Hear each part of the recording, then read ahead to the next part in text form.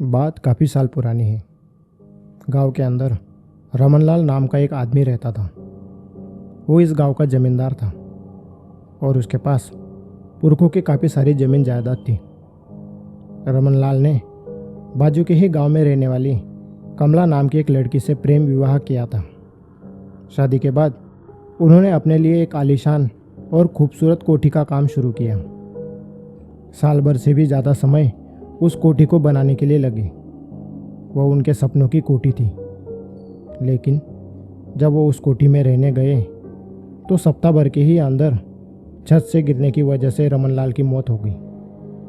रमनलाल की मौत के बाद कमला जैसे सदमे में चली गई और कुछ ही दिनों बाद कमला किसी को नहीं दिखी। कहा जा रहा था कि कमला पास के गांव के अंदर रहने वाले एक ऐसे समुदाय से थी जिन्हें तंत्र विद्या और काला जादू आता था। अब जाहिर था कि कमला को भी इन विद्या के बारे में जानकारी थी और उसी काले जादू के सहारे उसने रमनलाल को जिंदा करने की कोशिश की थी। लेकिन काले जादू का प्रभाव उल्टा होने की वजह से कमला एक डायन बन गई और उसी कोठी के अंदर कैद हो गई। गांव के कई लोगों ने उस कोठी के अंदर कमला को घूमते हुए देखा था। अब इन बातों पर आपके जैसे कई लोगों ने विश्वास नहीं किया, जिसके अंदर रमनलाल का दूर का भाई भी था। जैसे रमनलाल की मौत के बाद और कमला के न मिलने की वजह से विरासत में वो कोठी मिली थी। लेकिन जब वो उस कोठी के अंदर रहने आया तो उस कोठी के अंदर से उसकी लाश ही बाहर निकली। गांव के अंदर दाखिल होते ही इस तरह की डरावनी बातों से मेरा स्वागत होगा, मुझे उसकी उम्मीद नहीं थी। मैंने चाचा को सिर्फ उस कोठी तक जाने का रास्ता पूछा था और उन्होंने मुझे वापस जाने की सलाह दे डाली। उस चाचा ने आगे कहा, हालांकि यह घटना 30-40 साल पुरानी है, लेकिन गांव के लोगों को आज भी कभी कभी उस कोठी के अंदर से कमला की पायल की, यहाँ तक कि उसके हंसने की भी आवाज़ें आती है। मेरी सलाह मानो तो तुम वापस लौट जाओ। चाचा, उस कमला से भी खौफनाक पिशाच मेरा बॉस है। अगर मैं काम किए बगैर यहाँ से जाऊँगा तो वो मेरा सबसे पहले खून पिएगा और फिर उसके बाद वो मुझे नौकरी से निकाल देगा। मैं कोठी का काम किए बगैर यहाँ से नहीं जा सकता। आप मुझे सिर्फ कोठी तक जाने का रास्ता बता दीजिए। मेरी इस तरह की अड़ियल बात चाचा को जरा भी पसंद नहीं आई और उन्होंने चिढ़कर जा भाई मर ऐसे अस्पष्टता से कहते हुए मुझे कोठी तक जाने का रास्ता बताया। अब गांव के पुराने लोगों की यही बात मुझे पसंद नहीं थी। उनके अनुसार उन्होंने जो कहा वो हमें बिना सवाल किए मानना चाहिए और अगर हम उनकी कोई बेतुकी बात नहीं मानते तो चिढ़ जाते हैं। हालांकि मुझे उनसे उलझने का या समझाने का कोई समय नहीं था। मुझे जितना जल्दी हो सके उतनी जल्दी उस कोठी का रिनोवेशन का काम खत्म करके वापस लौटना था। दरअसल हमारे ऑफिस को इस कोठी को रिनोवेट करने का काम मिला था, क्योंकि इस कोठी को हाल ही के मालिक ने एक होटल कंपनी को बेच दिया था। दरअसल इस गांव से थोड़ी ही दूरी पर एक बड़ा टूरिस्ट स्पॉट है और वो होटल की कंपनी साल भर के अंदर यहाँ एक बड़ा होटल खोलना चाहती थी। अब मुझे इस गांव में रहकर इस कोठी को रिनोवेट करने का प्लान बनाना था और इसके लिए शायद से मुझे 5-6 दिन लगने वाले थे। लेकिन गांव काफ़ी छोटा होने की वजह से वहाँ रहने की कोई व्यवस्था नहीं थी। इसलिए मुझे मेरे बॉस ने कोठी के अंदर ही रहकर काम करने की सलाह दी। मैं अपनी कार से कोठी की दिशा की ओर चल पड़ा। कोठी गांव से थोड़ा बाहर थी। आसपास खेत खलियान वाली जगह थी और हाल ही में हुई बारिश की वजह से हर तरफ हरियाली थी। बहुत सी जगहों पर धान की उगाई चालू थी। हालांकि कोठी के आसपास की पूरी ज़मीन खाली थी। वहाँ घास और पेड़ पौधे बेतरबी से उगे हुए थे और शायद इसलिए क्योंकि कोठी के आसपास की पूरी जगह कोठी के हाल ही के मालिक की थी, जो मुंबई में रहते हैं और यहाँ उनकी खेती को देखने वाला भी कोई नहीं था। इसलिए उस ज़मीन पर अब खेती नहीं होती थी। जब मैं उस कोठी के नज़दीक गया तो चाचा की बताई फालतू बातों में से एक बात मुझे सच लगी। वो थी कोठी की खूबसूरती की। वो कोठी सच में काफ़ी खूबसूरत और आलीशान थी। दो मंजिला उस 40 साल पुरानी कोठी की खूबसूरती आज भी बरकरार थी। कोठी का पूरा ढांचा आज भी मजबूती से खड़ा था। सिर्फ थोड़ी बहुत रिपेयरिंग और साफ सफाई से ही वो कोठी नई जैसे लगने लगती। हालांकि 40 साल से बंद होने की वजह से वो एक खंडहर जैसे दिख रही थी। खिड़कियों की कांच धूल मिट्टी की वजह से धुंधले हो गए थे। छत और दीवारों पर काई और घास उग चुकी थी। जहाँ बारिश का पानी लगता था वहाँ की दीवारें काली पड़ चुकी थी और लकड़ी के खंभे सड़ चुके थे। अब इस कोठी की पूरी मरम्मत मुझे ही करनी थी, इसलिए सबसे पहले मुझे वहाँ रहने की व्यवस्था करनी थी। मैं कोठी के अंदर गया। कोठी के अंदर काफ़ी धूल मिट्टी और कचरा था। सामान न के बराबर था। कुछ लकड़ियों की पुरानी अलमारियाँ थी, टूटी हुई कुर्सियाँ थी। दीवारों पर कुछ पुरानी पेंटिंग्स थी जो धूल की वजह से धुंधली हो गई थी। अब यहाँ पर रिनोवेशन का काम शुरू होने वाला था, इसलिए इस कोठी के मालिक ने कुछ ही दिनों पहले यहाँ की इलेक्ट्रिसिटी चालू करवाई थी। हालांकि बल्ब कुछ ही जगहों पर लगे थे, जैसे कि हॉल, बाहर और ऊपर के गलियारे में। उसी कोठी के मालिक ने बताया था कि वह गांव के किसी व्यक्ति को कहकर इस कोठी के अंदर किसी एक कमरे में मेरे रहने की व्यवस्था करवा देगा। हालांकि बाहर की धूल मिट्टी वाली हालत देख मुझे लगा कि मेरे रहने की कोई व्यवस्था नहीं की होगी। लेकिन जैसे ही मैं उस हॉल से थोड़ा आगे गया, तभी एक कमरे में मुझे बिस्तर लगाया हुआ दिखा। वह कमरा काफ़ी अच्छे से साफ किया हुआ था और उस कमरे में बल्ब और टेबल फैन भी लगाया हुआ था। चलो, एक कमरा तो उसने अच्छे से साफ किया है। मैं मन ही मन बड़बड़ाया और अपना सामान रखने लगा। कुछ समय बाद गांव का वो व्यक्ति भी आया जिसने मेरे रहने की व्यवस्था की थी। उसने अपने साथ एक पानी का जार लाया हुआ था। अरे साहब, माफ़ कीजिए, आपके लिए पीने के पानी की व्यवस्था करने गया था, इसलिए देर हो गई। दरअसल हमारे गांव में ये फिल्टर वाला पानी नहीं मिलता है, इसलिए बाजू के गांव गया था। नहीं भी लाते तो भी चलता था। आप जो पानी पीते हैं मैं उसी पानी से काम चला लेता। अरे नहीं नहीं साहब, हमारे यहाँ तो पानी सीधे कुएं से आता है और आपको तो फिल्टर पानी पीने की आदत होगी ना, इसलिए। ठीक है, धन्यवाद। वैसे क्या नाम है आपका? विजय। अच्छा विजय, तो क्या तुम मुझे कोठी और इसकी आसपास की जगह बता सकते हो? हाँ साहब, मैं आपको बताता हूँ, चलिए। उसके बाद मैं उस व्यक्ति के साथ उस पूरी कोठी को देखने लगा।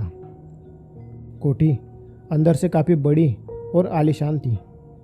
नीचे एक बड़ा हॉल था। हॉल से सटकर 3-4 कमरे थे।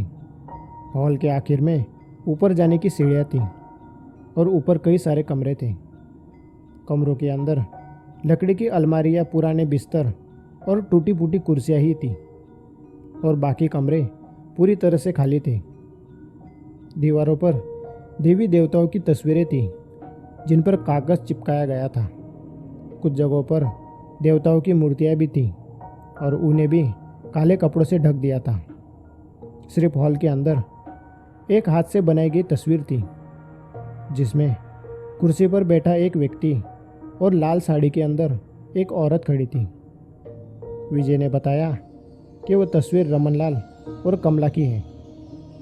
उसके बाद कोठी के अंदर घूमते हुए मैंने विजय से कोठी के इतिहास के बारे में पूछा तो उसने भी वही बात बताई जो चाचा ने बताई थी। हालांकि विजय की बातों में डरावना कुछ भी नहीं था। जब मैंने पूरी कोठी देख ली तो विजय भी अपने घर चला गया और मैं अपने काम में लग गया। पहली रात वहाँ आराम से गुजरी और फिर अगली सुबह मैं कोठी की साफ सफाई के लिए गांव के अंदर मजदूरों को ढूंढने निकल गया। कोठी से ही थोड़ी दूरी पर हनुमान जी का एक छोटा सा मंदिर था। पहले मैं हर रोज़ मंदिर जाया करता था, हनुमान चालीसा पढ़ता था, लेकिन इन कुछ सालों में काम की वजह से मेरी पूजा पाठ लगभग छूट गई थी। आज हनुमान जी का मंदिर दिखा तो सोचा कि उनके दर्शन से ही काम की शुरुआत करूं। फिर मैं मंदिर गया, भगवान के दर्शन किए और फिर काम पे लग गया। मैंने मज़दूरों को लगवाकर पूरी कोठी का माप ले लिया। कोठी की अच्छे से साफ सफाई करवा ली। जो कमरे बंद थे उनके ताले तुड़वाकर खोल दिए। उस पूरे दिन काफ़ी अच्छे से काम हुआ और फिर रात को थक कर मैं सो गया। रात को तकरीबन 9:30 बजे बाहर ज़ोरों से बारिश शुरू हो गई। बिजलियों की गड़गड़ाहट के साथ तेज़ हवाएं बहने लगी और बारिश काफ़ी देर तक चलती रही। तेज़ बारिश की आवाज़ और ठंडी हवा की वजह से मुझे गहरी नींद लग गई और फिर कितना समय बीता पता नहीं, लेकिन अचानक पायल की आवाज़ से मेरी नींद टूट गई। मैं बिस्तर से उठ गया और आंखें मलते हुए मोबाइल के अंदर देखा। उस वक्त रात के 2:30 बज रहे थे और किसी औरत के पायल की आवाज़ें आ रही थी। रात के 2:30 बजे किसी औरत के पायल की आवाज़ से मैं चौंक गया। मैंने आवाज़ का जायज़ा लिया तो पता चला कि वो आवाज़ कोठी के अंदर से ही आ रही है। मैं तसल्ली के लिए बिस्तर से उठकर कमरे के दरवाजे तक गया। जब आवाज़ को ध्यान से सुना तो पता चला कि वो पायल की आवाज़ ऊपर के किसी कमरे से आ रही थी। बाहर हॉल और ऊपर के गलियारे में छोटे छोटे लाइट लगे थे और वैसे ही छोटा लाइट मेरे कमरे में भी था। तभी मुझे ऊपर के गलियारे से एक औरत आती हुई दिखाई दी। उस औरत ने लाल रंग की साड़ी पहनी हुई थी। गले और हाथों में नई दुल्हन जैसे जेवरात पहने हुए थे और वो धीरे धीरे चलते हुए नीचे आ रही थी। कोठी के अंदर किसी अजनबी औरत को देख मैं डर गया। मुझे उस चाचा की कही बात याद आने लगी। हालांकि भूत प्रेतों पर मुझे ज़्यादा विश्वास नहीं था, इसलिए मैं उसकी ओर बड़े ध्यान से छिपकर देखने लगा। वो औरत सीढ़ियों से चलते हुए नीचे हॉल तक आ गई। हॉल के अंदर काफ़ी कम पावर वाले लाइट थे, तो उसका चेहरा साफ साफ दिखाई नहीं दे रहा था। तभी न जाने कैसे मेरे मुंह से आवाज़ निकली, कौन है वहाँ? वो औरत एकदम से रुकी। उसने पलटकर मेरी ओर देखा और फिर जोर से चिल्लाते हुए वो मेरी ओर तेजी से दौड़ी। वो इतनी तेजी से मेरी तरफ आई कि डर के मारे में एकदम से पीछे हटा और लड़खड़ाकर ज़मीन पर गिर गया। और वो औरत तेजी से आते हुए दरवाजे के पास रुक गई। उसका आधे से ज़्यादा चेहरा सड़ चुका था। आंखों की पुतलियों की जगह सूख चुके जख्मों के निशान थे। हाथ और पैरों के मांस भी सड़ चुके थे, लेकिन साड़ी की वजह से वो ढका हुआ था। अब भले ही उसका चेहरा सड़ चुका था, लेकिन उसकी साड़ी की वजह से मैं उसे पहचान गया। वो वही साड़ी थी जिसे मैंने सुबह इस कोठी के अंदर एक तस्वीर में कमला को पहने हुए देखा था। मुझे उस चाचा की चेतावनी याद आई, लेकिन अब मैं फंस चुका था। कमला अब मेरे कमरे के दरवाजे पर थी और वो गुस्से से गुर्राते हुए यह हवा देख रही थी। हालांकि उसकी आंखें नहीं होने की वजह से जमीन पर गिरा मैं उसे दिखाई नहीं दे रहा था, लेकिन उसे देख डर के मारे मेरी सांसें ऊपर नीचे हो रही थी। हाथ पैर कांप रहे थे और गलती से भी कोई आवाज़ मुंह से ना निकले, इसलिए मैंने अपने मुंह को एक हाथ से दबा लिया था। कमला काफ़ी देर तक कमरे के दरवाजे के पास खड़ी रही और फिर वो पलटकर हॉल के अंदर चली गई। मैं कुछ देर वहीं पर पड़ा रहा। जब पैरों की आवाज़ मेरे कमरे से दूर हो गई तो मैं बिना आवाज़ किए खड़ा हुआ। कमरे से बाहर जाकर देखा तो कमला कहीं पर भी नहीं दिखाई दे रही थी। अब मुझे जल्द से जल्द उस कोठी से बाहर निकलना था, इसलिए मैं तेज़ी से दरवाजे के पास गया। लेकिन जैसे ही मैंने दरवाजे को खोलने की कोशिश की, दरवाज़ा किसी अजीब शक्ति की वजह से बंद था। मैंने ज़ोर ज़ोर से उसे खींचते हुए खोलने की कोशिश की, लेकिन वह नहीं खुला। तभी ज़ोर से चिल्लाने की आवाज़ मेरे पीछे से आई और कमला ने मुझे कंधे से पकड़ते हुए ज़ोर से पीछे खींचा, जिससे मैं उछलकर हॉल के दूसरी ओर सीढ़ियों पर जा गिरा। पीठ के बल गिरने की वजह से मेरी पीठ और कमर में चोट लग गई। सिर का पिछला भाग सीढ़ियों से टकराने की वजह से दर्द करने लगा, लेकिन मैं अपना दर्द भुलाकर तेजी से उठ खड़ा हुआ, क्योंकि कमला तेजी से मेरी ओर बढ़ रही थी। मैं लड़खड़ाता हुआ तेजी से सीढ़ियों के ऊपर चढ़ गया और ऊपर के कमरे में घुसकर उसका दरवाज़ा बंद कर लिया। लेकिन कमला मेरी आवाज़ का पीछा करते हुए ऊपर तक आ गई। अब मैं इतना तो समझ चुका था कि वो देख नहीं सकती और सिर्फ मेरी आवाज़ के सहारे ही वो मुझे ढूंढ रही है। इसलिए मैं बिना आवाज़ किए उसी कमरे में रुका रहा। मैंने मदद के लिए विजय को फ़ोन लगाया। काफ़ी देर तक रिंग जाती रही, लेकिन उसने फ़ोन नहीं उठाया। तभी कमला उस दरवाजे पर नाखूनों से कुरेदने लगी। दरवाज़ा धीरे धीरे कर टूटने लगा। अब उस कमरे से बाहर भागने का और कोई दूसरा मार्ग नहीं था। एक खिड़की थी, लेकिन वहाँ से ज़मीन काफ़ी गहराई में थी। अगर मैं वहाँ से कूदने की कोशिश करता तो वैसे ही मर जाता। इसलिए मैं उसी कमरे में छिपने की जगह ढूंढने लगा। मुझे मालूम था कि कमला देख नहीं सकती, इसलिए बिना आवाज़ किए अगर मैं छिपा रहूं तो बच सकता हूं। मुझे कैसे भी करके सुबह तक बच के रहना था। मुझे उस कमरे में एक अलमारी दिखी। उस अलमारी का दरवाज़ा थोड़ा टेढ़ा हो गया था, जिस वजह से उसके अंदर एक दरार थी, लेकिन छिपने के लिए दूसरी और कोई जगह नहीं थी। मैं कमला के कमरे में आने से पहले ही उस अलमारी में छिप गया। अलमारी का दरवाज़ा अंदर से लगा लिया और उस दरार में से देखने लगा।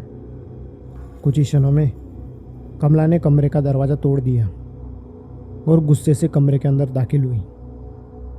वो कुछ देर तक कमरे के बीच में खड़ी रही और कमरे के अंदर का जायज़ा लेने लगी। उसके बाद वो धीरे धीरे अलमारी की ओर बढ़ी। नाखूनों से अलमारी के दरवाजे को कुरेदने लगी। मेरे दिल की धड़कन तेज हो रही थी। हाथ और पैर थरथरा रहे थे। शरीर पूरी तरह से पसीने से भीग चुका था और मेरे ज़िंदगी और मौत के बीच उस टूटे लकड़ी के दरवाजे तक का ही फासला था। मैं भगवान से यही प्रार्थना कर रहा था कि कमला दरवाज़ा ना खोले, और शायद भगवान ने मेरी सुन ली थी। कमला अलमारी को नाखूनों से कुरेदते हुए धीरे धीरे कमरे से बाहर जाने लगी। मुझे लगा कि मेरी जान बच गई है, लेकिन तभी मेरा फ़ोन बज उठा। मेरे फ़ोन की आवाज़ को सुन कमला ज़ोर से चिल्लाते हुए अलमारी की तरफ पलटी। उसने इतनी ज़ोरों से अलमारी का दरवाज़ा खींचा कि वो एक झटके में ही टूट गया। उसने ज़ोर से मेरे चेहरे पर नाखूनों से वार किया और मुझे खींचते हुए अलमारी के बाहर फेंक दिया। मैं सामने की दीवार से जा टकराया। नाक दीवार से टकराने की वजह से वो टूट गई और उससे खून बहने लगा। उसके बाद कमला ने मुझे फिर से उठाया और दूसरी तरफ फेंक दिया। अब मुझे अपनी मौत साफ साफ दिखाई दे रही थी। मेरी पूरी ज़िंदगी मेरे आंखों के सामने एक पल में गुजर गई। कमला मौत बनकर मेरे नज़दीक आने लगी, लेकिन अचानक वो रुक गई। जब मैंने ध्यान से सुना तो पास ही के मंदिर की घंटी बज रही थी। घंटी की आवाज़ से ही वो कुछ पल के लिए स्थिर हो गई थी। अब मैं बैठे बैठे मौत का इंतज़ार नहीं करने वाला था, इसलिए मैं तेज़ी से उठा और कमला मुझे मार दे उससे पहले ही मैं बाजू की टूटी खिड़की के पास गया और वहाँ से छलांग लगा दी। ऊंचाई से गिरने की वजह से मेरा पैर चटक गया और दर्द के मारे मेरी चीखें निकलने लगी, लेकिन जान बचाने के लिए मैं उस दर्द को सहता हुआ गांव की तरफ लंगड़ाता हुआ भागने लगा। अब मैं भगवान से एक ही प्रार्थना कर रहा था कि कमला मुझे रास्ते में ना पकड़े। मैं तेज़ी से दौड़ता हुआ गांव की तरफ गया। मैंने चिल्लाते हुए लोगों से मदद मांगी।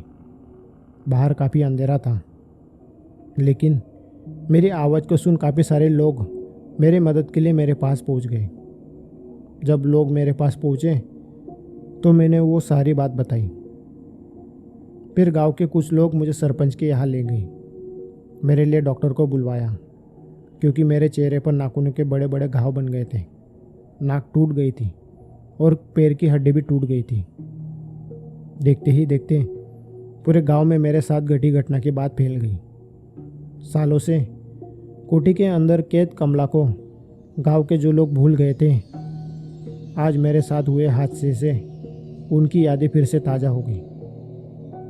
जब पूरा सूरज उगा तब मुझे बाजू के एक बड़े अस्पताल में ले जाया गया और मेरे पैर में प्लास्टर लगा दिया। उसके बाद मेरी विनती पर गांव के लोगों ने एक ड्राइवर का इंतज़ाम किया और फिर कोठी के अंदर से मेरा सारा सामान निकलवा कर मुझे अपने घर छोड़ दिया।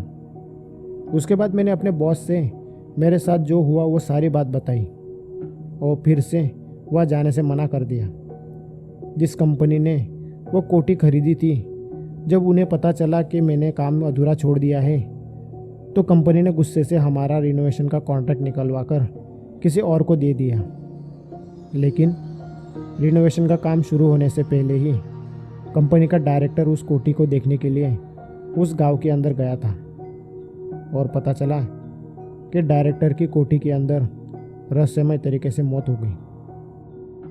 डायरेक्टर की मौत के बाद उस कोठी का रिनोवेशन का काम बंद हो गया और उस कोठी को होटल बनाने का प्रोजेक्ट भी कैंसिल हो गया। अब उस रात को मेरे साथ जो हुआ वो इतना भयानक था कि आज भी उस बारे में सोचता हूँ तो डर जाता हूँ। उस रात अगर मंदिर की घंटी नहीं बजती तो मेरी ज़िंदगी की घंटी बज जाती। उस दिन से मैं हर रोज़ मंदिर में जाने लगा और हनुमान चालीसा पढ़ने लगा। अब कमला की हालत कैसे हुई, उसके साथ क्या हुआ था, ये तो मुझे नहीं मालूम, लेकिन हाँ, जानने की इच्छा ज़रूर है। अगर कभी वक्त मिलेगा तो ज़रूर कमला के बारे में जानेंगे।